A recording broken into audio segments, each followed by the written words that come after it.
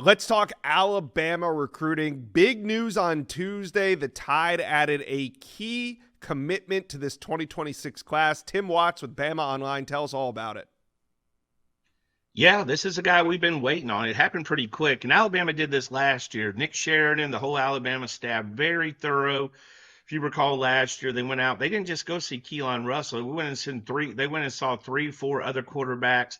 Once they found Keelan, they were obviously all in to get him, and that happened fast. Well, this time they did the same thing. They've taken their time, went out and recruited some guys. And if you look at the guys that they're involved with, three of them are at the Elite 11. In fact, Jett Thomalla was flying last night, I believe, to get there. He's an Elite 11 guy, and I think this is the guy Alabama's been waiting on. He took an unofficial visit after getting the offer on May 15. He took an unofficial week later. He wanted to go to Iowa State for an official visit where he was committed.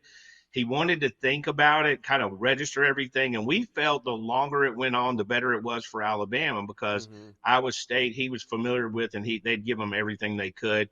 So the longer it went on, but I do think he really had to struggle with this decision. Our understanding, he's a thoughtful kid and probably put a lot of time thinking about this before he did flip.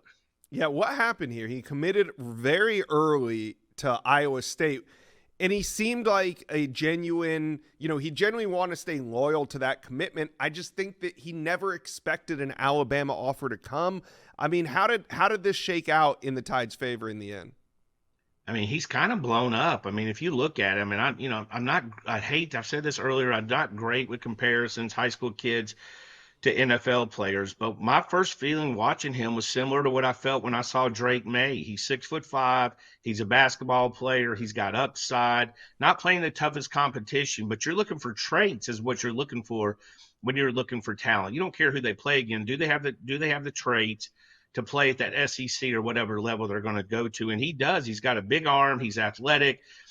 He's a good basketball player. His highlights are really good, and that exhibits what kind of athlete he is. But there's a lot to like about him. I was a huge Drake May fan, even after he's flipped to Alabama when Alabama got Bryce Young. But he's got that same traits. And also, I like the fact you knew the guy coming in following Keelan had to be a little bit brave, right? Yeah.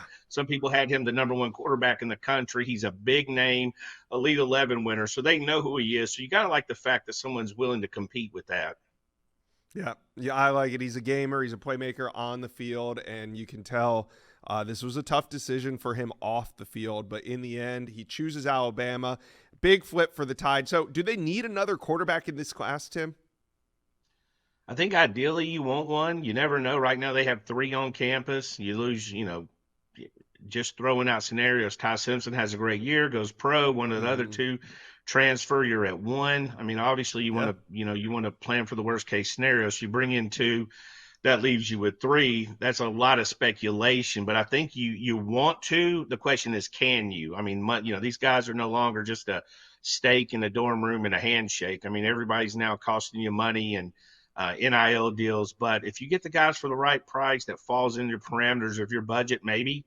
They got a Hawaiian kid, Tatum Kawa's coming in again, scheduled to come in this weekend for an unofficial visit and to work out. Maybe it could be an official, but I think that's still in flux. So they've got guys they're looking at, but, oftentimes at the quarterback position, one will scare off another one. All right. Well, with the commitment of Jett Thomalla, Alabama now sitting with the number 10 ranked class in America. But, Tim, there's plenty of firepower left out on the board. And honestly, if the trends keep trending the way that they are, I honestly think that Alabama could compete for the number one class in America. But I definitely think top 5, top 3 is very reasonable. Do you see a path to a top 3, top 5 class? When you're talking about quality, and because I think the quantity is going to go down with the limits on money and you want to save money for the portal and all that kind of stuff. I mean, USC's got 29 commitments. They're going to be really hard to beat if you look at them collectively. But Alabama has 3 5-star in-state prospects coming in for official visits this weekend. Guys they've talked about. It's the last weekend before the dead period. They've got other 5 stars. Jira Edwards is a guy that they seem to be in pretty good shape with. He had a great visit. Still plenty of – they've taken the class slow, which is kind of frustrating, I think, for fans. But this is pretty much the same blueprint they had last year. And if you remember, starting with Keelan Russell early May, I think late May, maybe early June. He committed. They rode that 6 week wave out till the middle of July that ended with AK Deer. So they put all those guys, on the table in almost a 6 week window. But they spent a lot of time setting up those dominoes, to use a bad cliche, and then they just had to topple them over and watch them fall. Mm. All right. Well, today we're talking about Jett Thomalla, but it's another big visit weekend in Tuscaloosa. Tim will get you back on the show on Sunday for a 5-star recap. How about that? Sounds good. I'm here if you need me, buddy.